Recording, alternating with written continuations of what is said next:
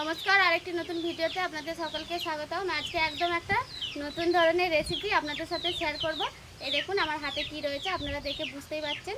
এই ছাতুগুলো কুটি গাদায় বেশি হয়, মানে খড় ঝাড়ার পর যে কুটিটা বেরোয় ওইগুলোকে কুটি বলা হয়। তো ওগুলোর মধ্যে এই ছাতুগুলো হয়। আবার অনেকে জমিতে চাষ করে, তো এগুলোকে পল ছাতু বলা হয়। তো এই ছাতুগুলো বর্ষার সময়ই হয়, আর বর্ষার শুরুতেই ভাইরা বাজারে গিয়েছিল, তো বাজারে গিয়ে ছাতুগুলো দেখতে পেয়েছিল, তো কিনে নিয়ে এসেছে। তো এইগুলো দিয়েই আজকে রেসিপি করব। আর এই ছাতুগুলো আগেতে অনেক পাওয়া যেত, এখন কিন্তু খুব একটা পাওয়া যায় না। বেশিরভাগ বাজারে গেলেই মানে বাড়ির আশেপাশে আগে পাওয়া যেত, এখন খুব একটা পাওয়া যায় না। মানে বাজারে গেলেও পাওয়া যায় কিন্তু খুব কম। তো চলুন আমি এটা কিভাবে রান্না করি সেটা আপনারা পুরোটা দেখতে থাকুন। তো চলুন আর বেশি কথা না বলে ছাতুগুলো প্রথমে ছাড়িয়ে নেব। তো এই দেখুন ছাতুগুলো দেখতে কতটা সুন্দর লাগছে। এই দেখুন পেছনটা দেখুন।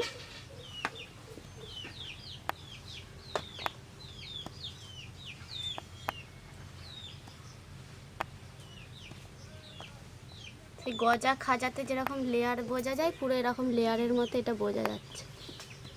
আর এই দেখুন এই বড় ছাতুটা এখান থেকে অনেকগুলো বেরিয়েছিল, তো এটা থাকলে আরও এগুলো বড় হতো অনেকটা করে, অনেকগুলো বেরিয়েছিল দেখুন।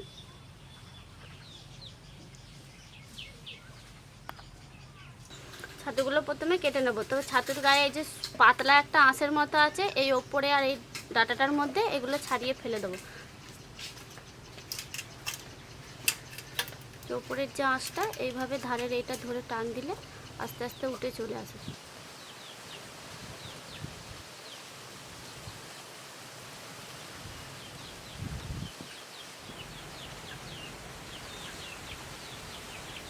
এটা ছোট ছোট করে পিস করে নেব।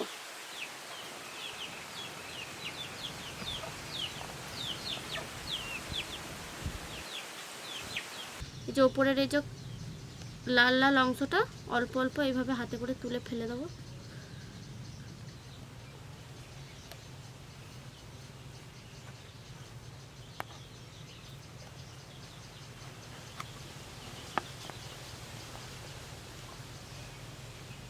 ডান্ডিটা তো খুব মোটা, তাই আমি চাচ্চির করে নিয়েছি। তো দেখুন ছাতুটা কেটে টুকরো করে নিয়েছি ছোট ছোট। দেখুন অনেকটাই হয়েছে, কিন্তু এটা আবার ভাপ দিলে অনেকটা কমে যাবে। তো কাটা হয়ে গেছে, এবার এটা জল দিয়ে ভালো করে ধুয়ে নেব।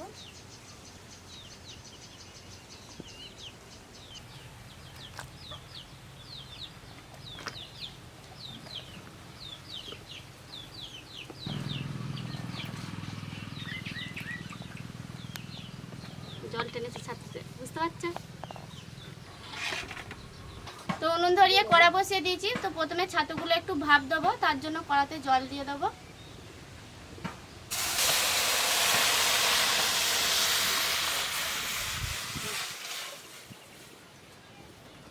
কড়ার মধ্যে জল দিয়ে দিয়েছি, এবার ছাতুগুলো দিয়ে দেবো।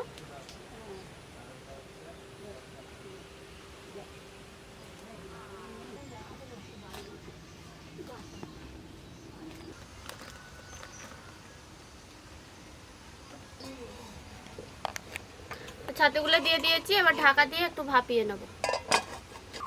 ছাতুগুলো হালকা একটু ভাপ দিয়ে নিয়েছি, তো এবার এগুলো নাবিয়ে নেব।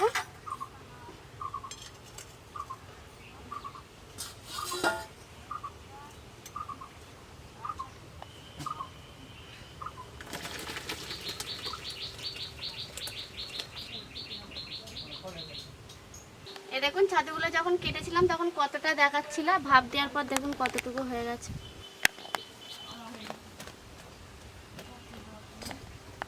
তো কড়ার মধ্যে তেল দিয়ে দেবো। সর্ষের তেলে রান্নাটা করব, তাই সর্ষের তেল দিয়ে দেবো কড়ার মধ্যে। তেলের ওপর দিয়ে দেবো গোটা জিরে,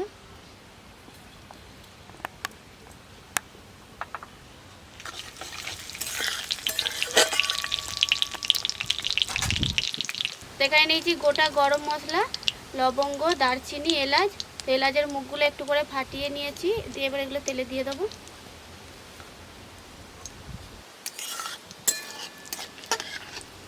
তেলের ওপর দিয়ে দেবো পেঁয়াজ কুচি,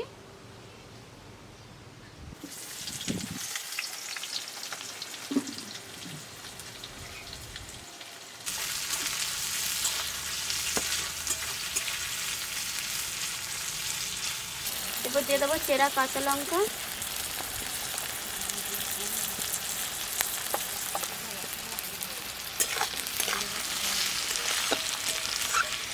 এরপর দিয়ে দেবো আদা রসুন বাটা।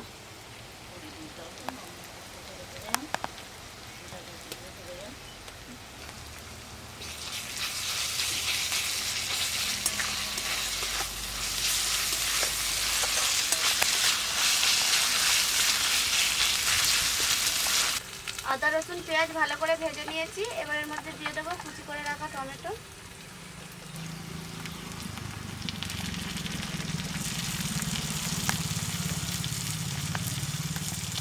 দিয়ে দেবো স্বাদ মতো নুন,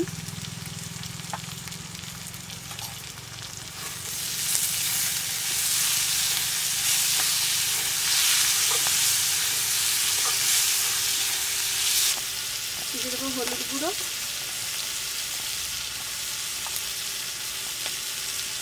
ধনে গুঁড়ো, লঙ্কার গুঁড়ো, জিরে গুঁড়ো।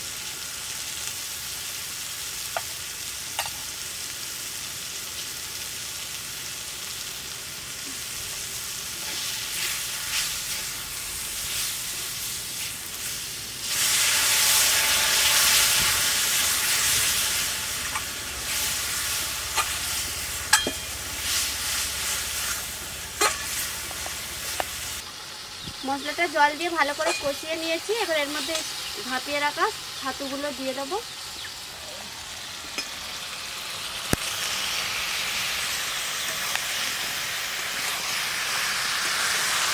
এই ছাতু আর মশলা আবারও ভালো করে কষিয়ে নেব।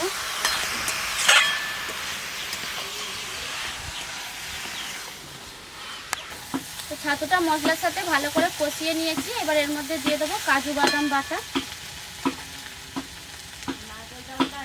এখানে আমি কাজু বাদাম বেটে রেখেছিলাম, তো এটা একটু অল্প জল দিয়ে গুলে নিলাম ভালো করে। এবার এটা দিয়ে দেবো ছাতুর মধ্যে।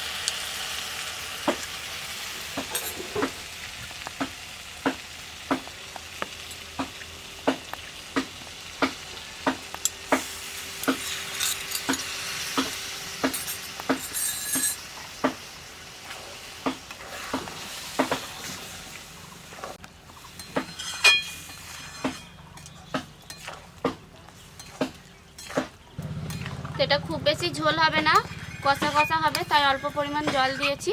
এবার এটা ঢাকা দিয়ে ফুটিয়ে নেব।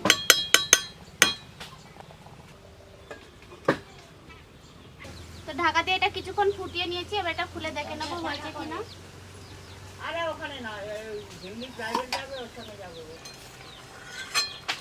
তো এই দেখুন অনেকটা জল দিয়েছিলাম, জলটা শুকিয়ে গেছে। এরকম অবস্থায় তরকারিটা নামিয়ে নেবো। তো নামানোর আগে আমি এর ওপর দিয়ে ধনে পাতা আর গরম মশলা দিয়ে দেবো ধনে পাতা কুচি, আর দিয়ে দেবো গরম মশলা গুঁড়ো।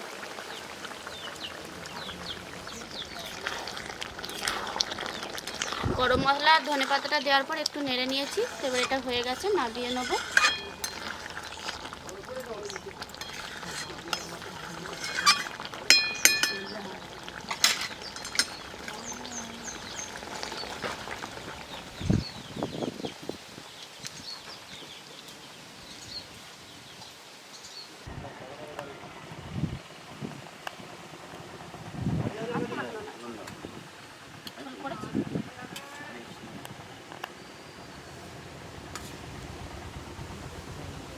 তো আপনারা দেখলেন কত সহজভাবে ছাতু রান্না করলাম। তো আপনারাও বাড়িতে অবশ্যই বানাবেন।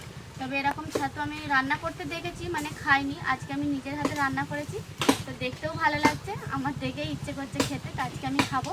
এর আগে আমি আমাদের বাড়িতে মানে রুই ছাতু রান্না করেছিলাম, তো ওই ছাতু রান্নাটা খেয়েছিলাম, খুব ভালো লেগেছিলো। আজকে এই রান্নাটা আমি নিজে করেছি, খাবো, খেয়ে দেখবো কেমন হয়েছে। ভাই বলবে যে আজকে রান্নাটা কেমন হয়েছে। আমি এটা আগে খুব বেশি খেতাম না, অতটা ভালো লাগতো না, কিন্তু আজকে ভাবলাম খেয়ে দেখি, যেহেতু দিদি রান্না করছে, দিদির হাতে সব রান্নাই খাই। তো মাংসর পরে যদি কিছু থাকে সেটা হলো এই মাশরুমটা, কারণ পুরো একদম মাংসের মতো খেতে, আর মাংসের মতোই নেই সেন্ট বেরোবে রান্না করার সময় বলুন, খাওয়ার সময় বলুন। আর এটা যখন খাবেন দেখবেন মাংসে যে হজমিগড় যেমন খান ঠিক সেরকমই, ওই রকমই খেতে লাগবে, হজমিগড়ের মতনই। আর একদম বর্ষার শুরুতেই পেয়ে গেছি বাজারে মাশরুম, তাই জন্য ছাড়িয়ে নিয়ে চলে এসেছি।